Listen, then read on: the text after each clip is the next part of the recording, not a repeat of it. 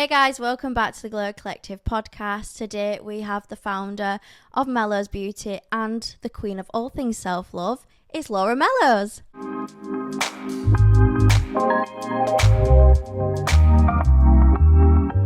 How are you? Good, how are you? Good, thank you. Good, how are you?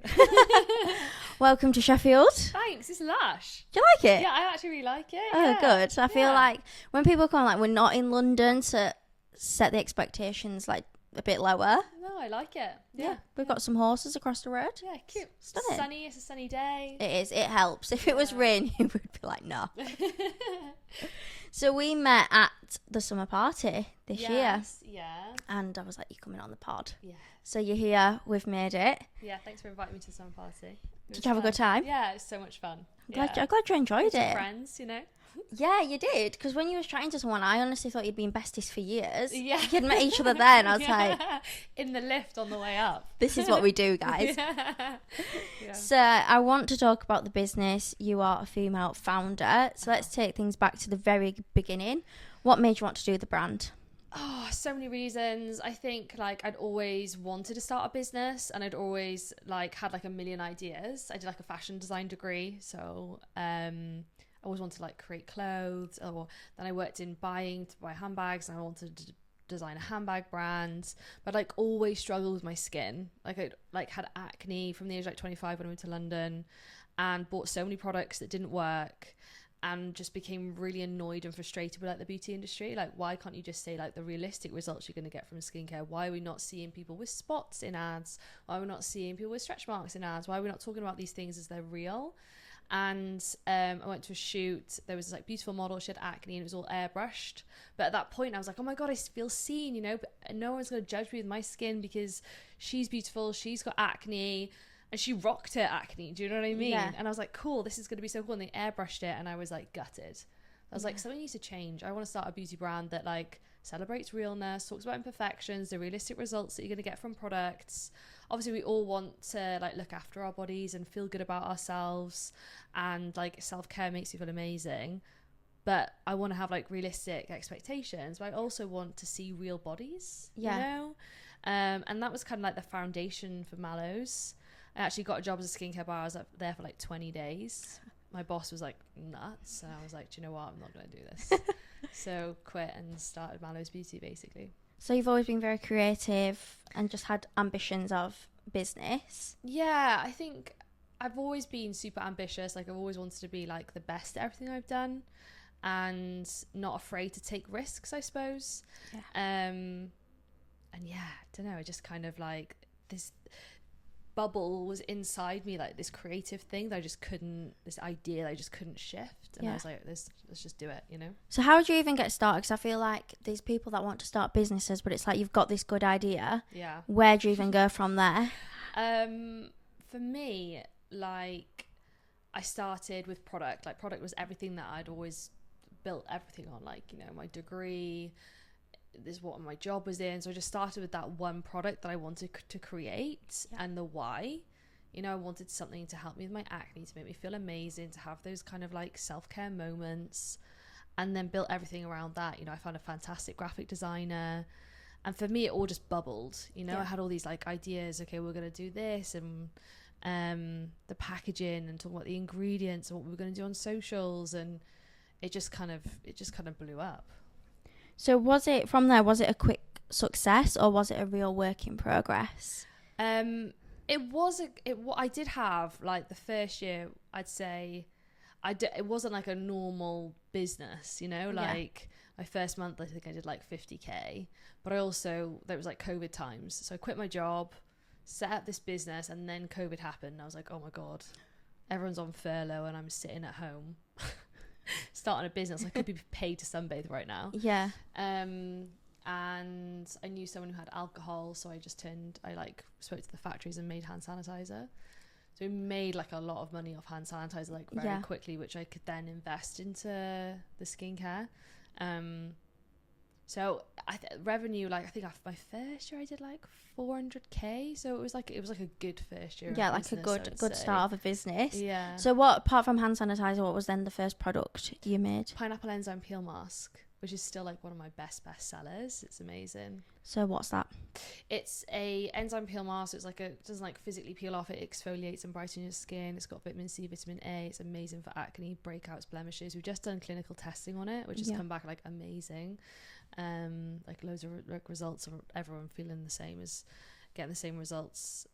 We have like thousands of amazing reviews from it. So it's just definitely like one of the OG products. OGs. Yeah. She's here and she's thriving. Yeah. Was there a turning point in the brand where you was really like, we've made it, it's starting to become a success? I don't know. Everyone asks me this, right? And I think I have like really high expectations of what success looks like. Yeah. I don't feel like I'm there yet. I think like launching in Superdrugs was like an amazing moment for me and the business. Like hitting 6 million revenue, massive achievement for the business. But yeah, we're still not at where I want to be, I think. Where do you want to be? Like I want 1 million followers on TikTok. I want to launch in the US.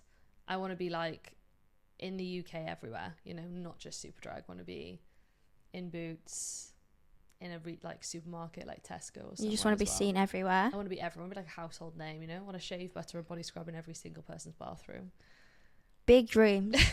I think you can do it. So I feel like the 1 million followers thing is something everyone wants. Like I know it's our target here as well. Yeah. Like the owner was like, if you get to 1 million followers, we can go on a trip. And I'm like, guys, just how far are you off? Yeah, God, we've got thousands to find. But it's tough, isn't it? It's like, tough. It's slog, and I feel like for me, I'll like move on to like another focus area of the business, and I'll focus on that for a while, and then I'll come back and I'm like, oh, content isn't where I want it to be, or what we're known at. It's not the level I want it to be at, and we've like stagnant, and then we'll focus on that for a bit, and then we'll grow again. And it's just really hard to be kind of like consistent. Do you ever feel like brands have kind of set the expectations quite high on what content is? And like the working life. Yes, but also like, I mean, I think for a small business owner, you see what other businesses are doing, right? And you're like, I want to be doing that because I want to be a big business. So I'm going to go and do these events and I'm going to go do this. But then you don't get the payback. Yeah. And we're like working like profit to profit. I have to make profit every single month. And if we do something that doesn't make profit, like it's like, you know? So yeah, they set expectations, but not just across content, but across everything, you know, these big events and constantly thinking about these things and new ideas. And we're a TikTok brand, so we're constantly launching new stuff all the time to try and like keep up with the trends. And do you think trends is hard to keep up? Especially in skincare, because you've got to like, it takes ages to the formulate testing. Something. Yeah, testing takes ages, yeah. We must talk about TikTok. You've reached 459.6k followers on there. Yeah. Would you say TikTok's had a massive effect on your business? Yeah, I don't think I'd have a business if it wasn't for TikTok. Like, TikTok's been crazy for us. It's been amazing. And we've like consistently gone viral across the years. Been on TikTok for like 3 years now. Typically growing about 100k a year. Again, it's not as fast as I'd like it to grow, but I suppose I am proud of that, you know? Yeah.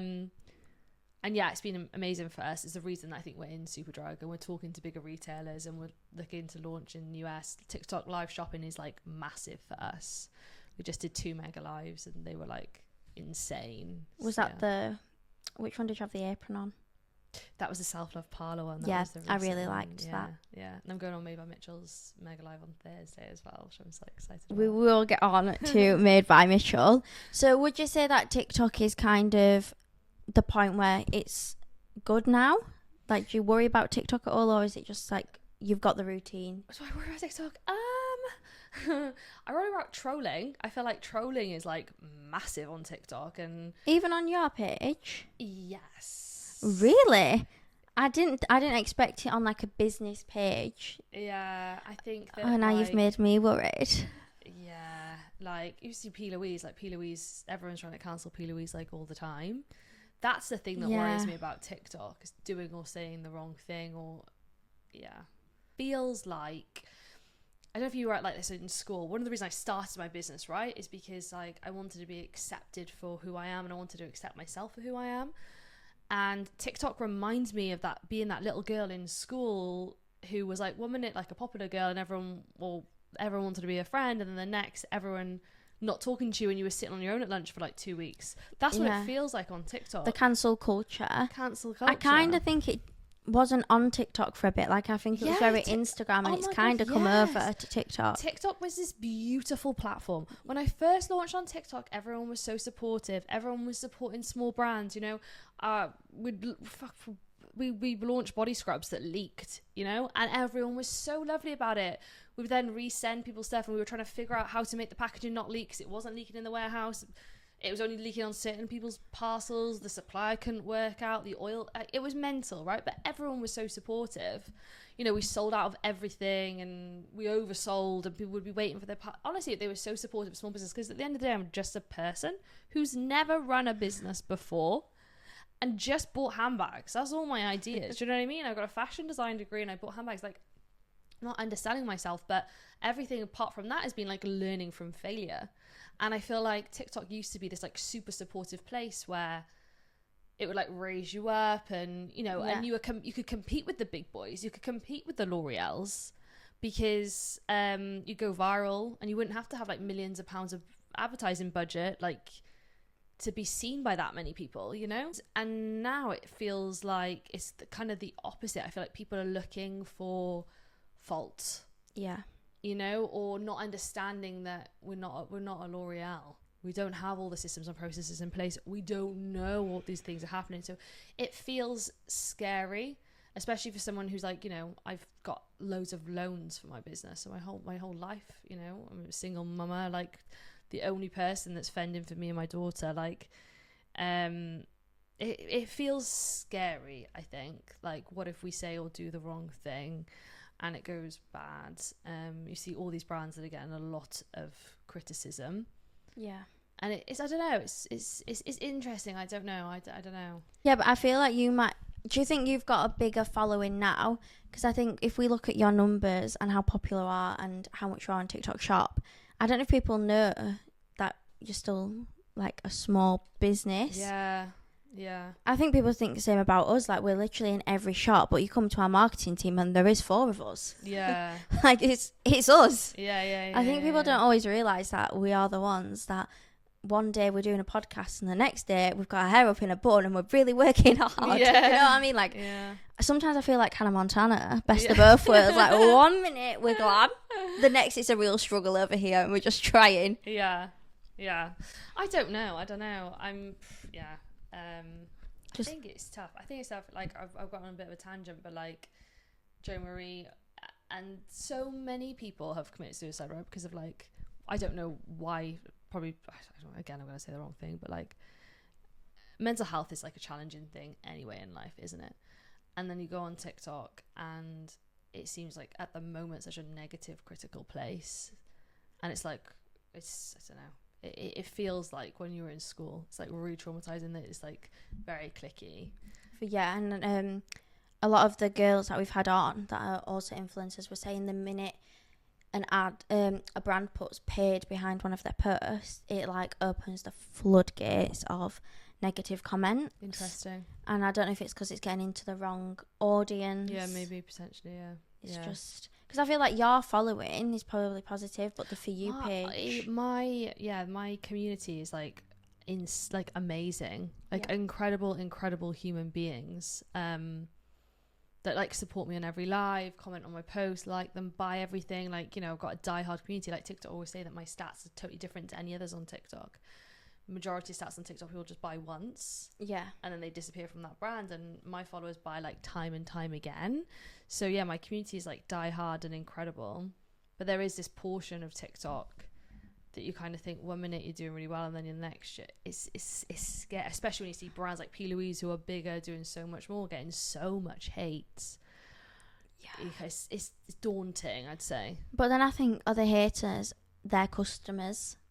Because if I loved a brand, someone commenting about a brand wouldn't stop me supporting the brand. Interesting. Yeah. If that makes sense.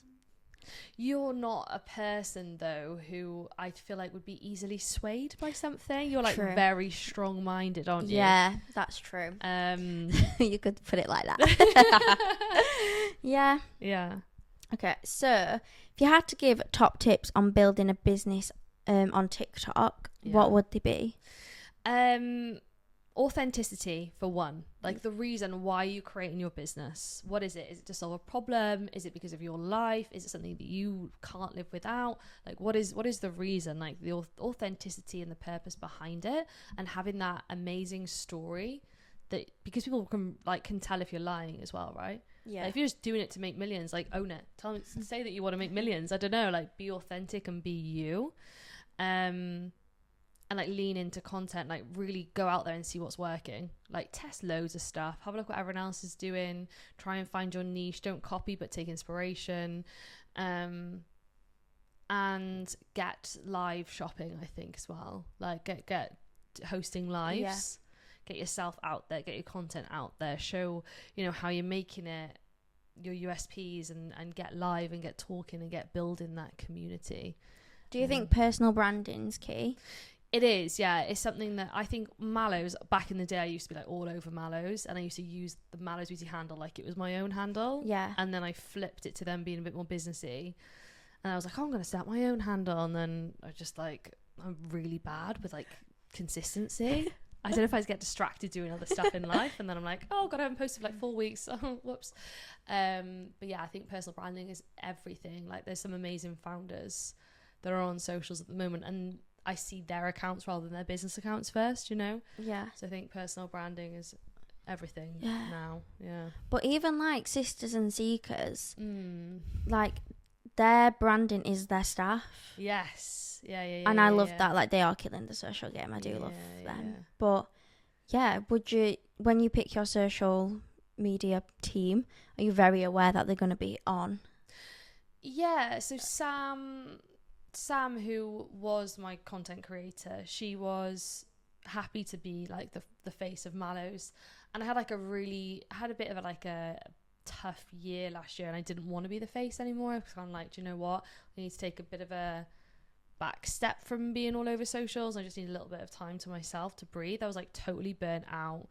I had 3 weeks maternity leave. I kind of got to a point where I was like, I need just like to focus on work and rebuild me as a person, because I just lost myself totally. So yeah, I really lent on Sam, and Sam kind of became the face of Mallows Beauty for a while. And my whole live team, like everyone goes on, we're live like all the time, like 12 hours a day. So everyone is their own little Mallows ambassador as such, do you know what I mean? Which I love. And I think we'd like to get the team more involved, but most team are like, absolutely do not get me on TikTok, It's a struggle. Don't get me on TikTok. Yeah. Absolutely. Like, you get your camera out and they're all like ducking and diving and yeah hiding. That's like that here. I'd say there's 3 of us that are happy to be on camera, yeah, so it does just look like there's 3 of us working here. Promised there's like a couple more, but I feel like people like to get to know people, don't they? Yeah. So there's been 3 of you, like, it will take it. You see it with lives as well. When a new live presenter comes on, it takes a while for people to warm up to that person. Yeah. And you need that like warming in phase. So if there's 3 of you, it gets used. People will like start to get to know your personalities and get attached to you guys. So I don't think it's a negative thing, It's just when we're doing like the social like review and stuff, I'm like, it looks like the Sophie show, because it's just me. I'm like, me again. It looks like the Laura show most of the time as well, so it's fine. We're allowed to do that. Yeah. So you talked about your TikTok live, Made by Mitchell made an appearance. Yeah. How did that come about? So I think I was like, TikTok were like, who would be your dream person to have on the live? And I was like, obviously Mitchell, like goals. I'm obsessed with him. Yeah. And TikTok reached out to him and he said yes and turned up, which was just wild. It was like easy peasy, and he was there, and he was like genuinely the loveliest person I've ever met in my life. Really? Like, looks better in real life than he does on camera, which is just insane. And he was so lovely.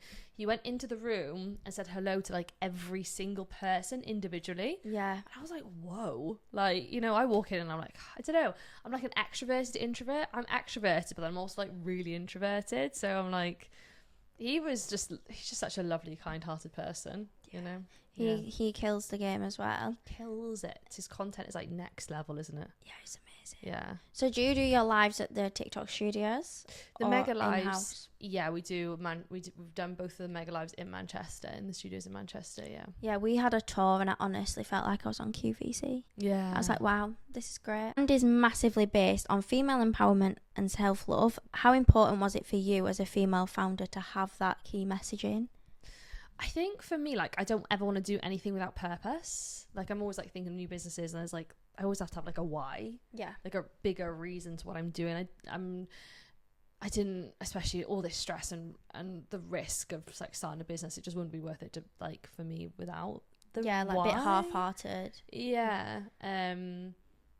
Female empowerment, obviously, like, it is who I am, you know? And yeah, I just wanted like a girl power business talking about like body positivity, self-love, and just trying to change the world. Like, one body score at a time is like my slogan, but I actually did want to like do something better. And even now, having a daughter, like, it feels like even more important to be like a role model for like younger girls growing up and talk about realness and real bodies. There's like so many mental filters out there, aren't they, that make us all feel rubbish about ourselves like every single day. Like, I open the TikTok app now and it's like a filter automatically on. I'm like, okay, cool. So I thought I looked great, but you've now shown me what I could look like.